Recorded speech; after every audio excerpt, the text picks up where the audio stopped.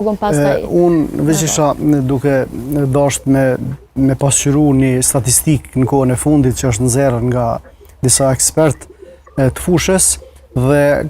kanë dhënë disa rezultate që diferenca në mes moshave duke fillu dikun me një numër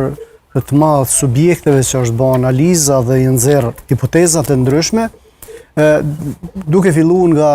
5 vjet diferencë, mundësia e prishjes së martesës është dikon tek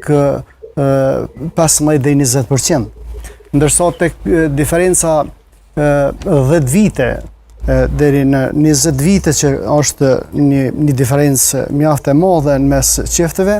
rezulton dikon te 45-50% prishja e martesës. Ndërsa tek mosha e diferencës 25-30 që është mes tyre, dikun rezulton me 95% prishjes së martesës së këtyre çifteve. Kjo është një statistike nxjerrur në kohën e fundit dhe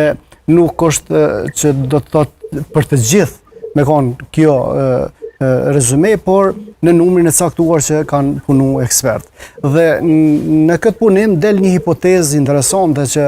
tani është për ta theksu se sa më shumë diferenca mes çifteve, sa më e madhe diferenca mes çifteve,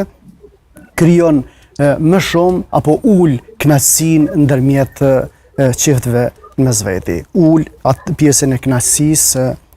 ndërmjet marrëdhënies së tyre dhe kur ulet marrëdhënia mes këtyre, atëherë sigurisht që edhe problemet do të lindin me numër më të madh tek njerëz që kanë diferencën e madhe. Sa i përket çështjes së doktorit që përmendi ginekologu, diferenca e madhe